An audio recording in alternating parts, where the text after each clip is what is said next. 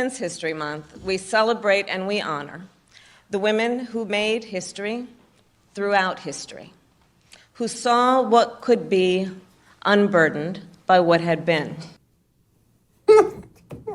Talks like this. Joining me now, Connor Tomlinson, writer and presenter at lotuseaters.com. Carter, all right, you're from the UK. I'm in America. I need to know, do the women in the UK abuse the word literally like American women do? Because American women cannot get through a sentence without using the word 1,000 times. And now this is spread to half the men in our society. They literally have to use every single sentence has to have this word in it. Is this a thing in the UK? I mean, the bar is quite low with the predictive chat text bot that is your vice president, Jesse. But yeah, unfortunately, quite a few things have been exported to the UK, including the politics of California. We haven't just adopted the Valley Girl vernacular way of speaking over here with literally and like every other word. But it's quite funny. Jordan Peterson recently took a look into what one of the main predictors of social justice and progressive politics were, what kind of personality type you have to adopt them. One of the things was low verbal intelligence.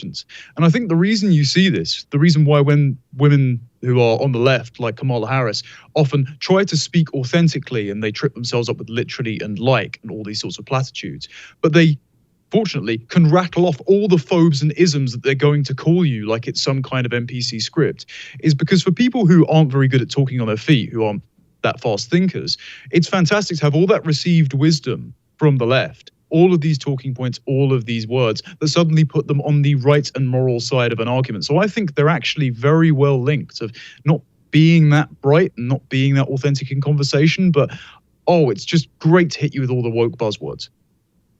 Yeah, they're more like robots than human beings.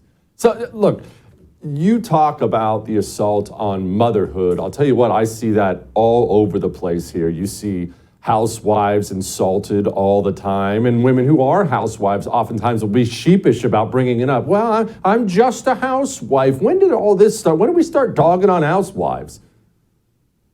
Well, I think that's fairly recently throughout history. If you look at Mary Harrington's written about this very well, and we're going to be talking to her soon on the show. She's part of a constituency called the reactionary feminists. And these are a group of women who have now reached the matriarchal stage and gone, well, in my youth, I feel aggrieved by the sexual revolution. So they look back in history and they go, all of a sudden, women flooding the workforce and obeying a boss under floodlights to input data into spreadsheets and ultimately never get a gold watch when they retire. Somehow that being empowering rather than submitting to a husband who's going to take care of you and having a family, that idea being oppressive, that's a very recent invention. Years before the 1950s, years before Simone de Beauvoir emerged from the ether and gave us the feminist Bible that was the second sex, that said that we should model all of society in the West on the Soviet Union, have abortion up until birth, have it so that every woman's in the workforce and destroy the nuclear family to destroy patriarchy. Well, before that, men and women actually cooperated throughout all of human history. So if the man was doing the heavy agricultural work, the woman would be weaving at home and baking bread,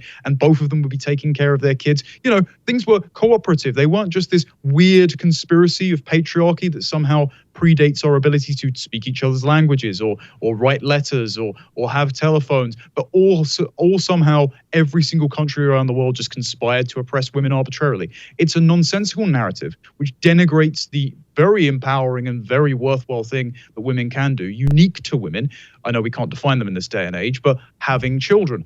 Unfortunately, over in the UK, considering we just spoke about how language patterns are terrible over here, well, policy is terrible over here as well. And I know you have your rhino Republicans, but we have a party in government called the Conservatives that are entirely conservative in name only. I think there's only about 5 decent politicians off the back of my hand I could name. And unfortunately, the government has just brought forth their spring budget because, like you in the US, our government is destroying the economy. And they thought, you know what's a great idea for children that have just been locked down for 2 years, who have seen teachers over Zoom or wearing masks so their verbal development skills are screwed up? Why don't we not only try and ban homeschooling, but we also take them completely out of the care of their parents at age 1 and 2 and have the state subsidized childcare for 30 hours a week? what the attitude that's sent out by supposedly conservative government there is no different than the communists and the feminists of the last century. That is that motherhood is a temporary inconvenience, a small impediment to women all being in the workforce at once, and it should be minimized to the point of eradication. So unfortunately, motherhood is an excellent thing that we should be promoting. But governments, the neoliberals, the conservatives in the UK, and the feminists and the communists have the same goal. It's complete abolition. Connor, a lot of people think this stuff is new, and really a lot of this stuff just comes straight from the horse's mouth, right from Karl Marx's mouth. Oh, absolutely. Yeah, Marx and Engels decided in the Communist Manifesto to say that all children should be raised in common. Engels wrote a long treatise on how the family itself is a bourgeois construction to transmit false consciousness down the ages, and so to ensure that property is always never held in common, always unequally distributed through the right of hereditary passing. So they wanted to abolish all laws, all property, and the family, and also Christianity, of course. It's no coincidence that Marx, in Critique of the Gotha program, writes out his little maxim, from each according to his ability, to each according to his need. Lots of people don't know that's actually an inversion of Matthew 25. It's a direct subversion of Christian principles, because the Christian nuclear family and free exchange and free enterprise, which is our right, was the one thing standing in the way of Marxist revolution. And unfortunately, lots of people in contemporary society are doing their due diligence to get rid of those bulwarks. But Marx was a plagiarist as well. He parasitized Mary Wollstonecraft, who said that property was the devil. He stole straight from Rousseau. That's why the end of the Communist Manifesto, the workers who have nothing to lose but their chains, is actually stealing from a line from the start of Rousseau's The Social Contract. And Rousseau was equally as terrible to his children as Marx was. But Rousseau had this balmy belief that he based his entire idea of a totalitarian general will propertyless state on, which was the state of nature. Now, lots of liberal philosophers, including Locke, who contributed to setting up the United States ideologically, had this bad idea, which has now been disproven. But Rousseau thought, based on the sort of Native American model, that before civilization existed, before it all oppressed us, before we were forced to be together and do things like have houses, we just roamed around in nature, which naturally provided, and we weren't getting eaten by bears at all, and we didn't have relationships. Everyone was naturally polyamorous. So every single person was in a giant open-air commune and in a polycule throuple. Does that sound like the modern left to you? Because it seems like, to me, the cultural disintegration we're all experiencing is a product of ideas that have been gone for hundreds of years.